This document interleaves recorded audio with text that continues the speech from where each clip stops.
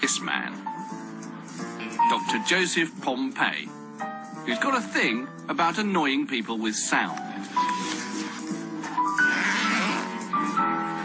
Hey, you. Ma'am, please wake up. No sleeping in the library.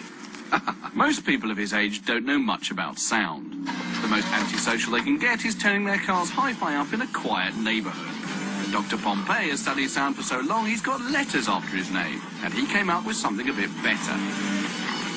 That's not a speaker system. Now this is a speaker system. The whole idea of his sound spotlight system is to make sure that only one person can hear him, even though they're 20 meters away. Hey, you there. You on the laptop. Are you downloading illegal files to the library network? I hope not. Hey, you there, studying. Miss, can you hear me? I think it's time for a break. Hey, you, looking at CDs. We're watching. Taking the mickey out of innocent readers might seem a bit childish, but there's a reason why Dr. Pompey comes here to test his kit.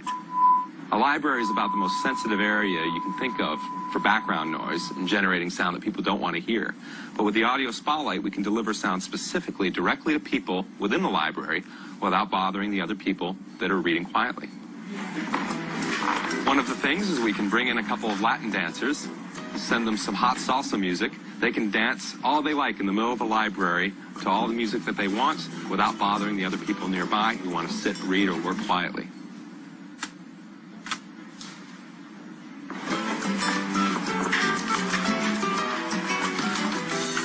The system works like this. First, your voice is transformed into high-frequency ultrasound, sound so high no one can hear it. Ultrasound is highly directional, so, like a torch, it can be pointed at someone standing a long way away. Although they cannot hear the ultrasound, it causes secondary vibrations in the air around them, and it's that sound the person hears. So if you imagine you're in a room and I shine a flashlight at you, it's very bright for you, but it's very dark for everybody else. Much the same way, the audio spotlight creates a very narrow beam of sound that you can shine at a listener. They hear it very clearly, and it doesn't create noise that might bother other people in the same space. It's already being used in museums, and soon Dr. Pompey hopes he'll have his system in TV sets, so that only one person in the room can hear it. The others can get on with something much more boring. But whatever its practical use is, it remains a great toy. Hey, excuse me, miss. That's a really nice shirt you've got on. These are called electromyographic signals. The signals are picked up by electrodes planted on the skin. The electrodes basically look like this. They're tiny little pads, much like you have in a doctor's office. So if she said the future out loud, The future. we have the signal that's corresponding to that muscular activity. But with subvocal speech, she doesn't have to move her mouth. She could say that word silently. So she would say the future silently. Here she said the future, but she didn't move her lips. And you can see that there is still the same signal being picked up by the electrodes underneath her throat. Once the electrodes capture the signal, they can be transmitted, as if through a cell phone, to someone with an earpiece receiver. So the newer sensors are the size of a dime, and they're going to continue to get smaller in the not very distant future. In Chicago, Illinois, a world authority on microwave hearing shows how it could work. I'm hearing a microwave pulse like a click. Now it sounds like a chirp with a tonal quality to it. Professor James Lynn is hearing sounds that aren't there, but he's not crazy. Pulses of microwave energy are being generated and fired at him from behind. Microwaves can be heard depending on the individual, depending on the hearing acuity of the individual. Individuals with fairly normal hearing can hear microwaves at quite a low level. The energy of the absorbed microwaves causes brain tissue to very slightly heat up and expand, causing a pressure wave to be picked up by the hearing mechanism in the inner ear. Professor Lynn is far from hearing voices. but it could be possible to send coded signals to an agent this way. Brain is an electrical organ.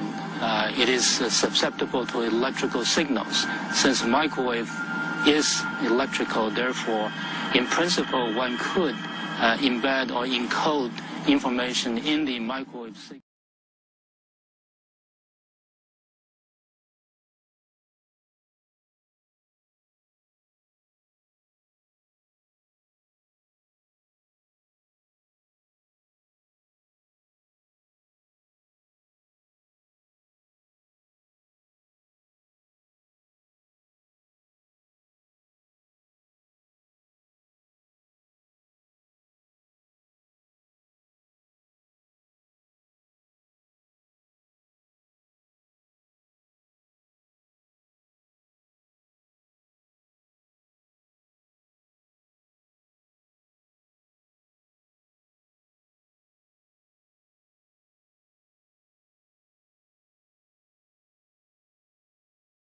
Aimed with precision, even bounced off of things, and made to give off audible sound along its path.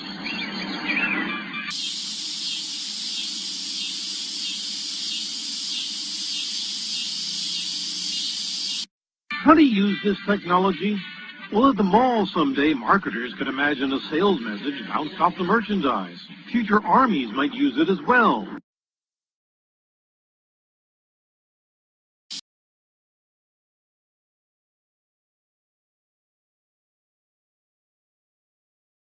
Aggression, confidence. That's the ticket. Take charge. Let people know who you are. Well, I wasn't a boy 10 years old. Down there. Before I was 12. Before I was a This is Lex Luthor. let people know who I am. Only one thing alive with less than 4 legs can hear this frequency, Superman.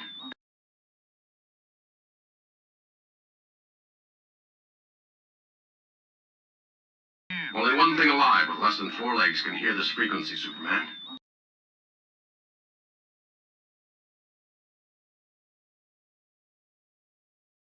And that's you.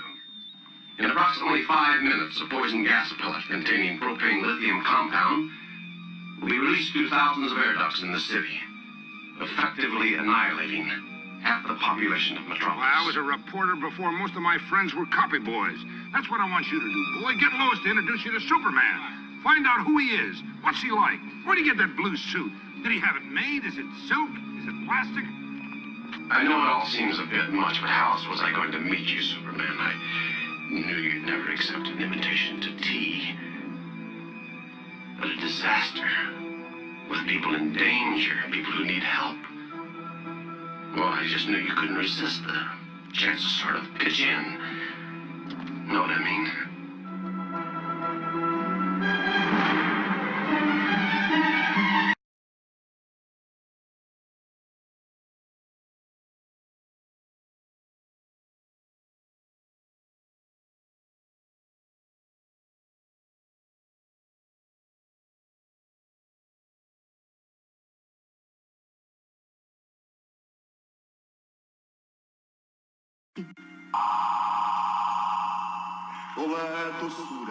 Olá doçura, é tão bom me ter de volta onde eu pertenço.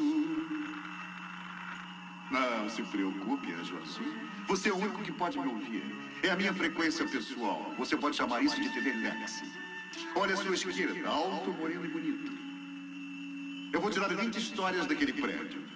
Mais ou menos um andar ou dois. Paz.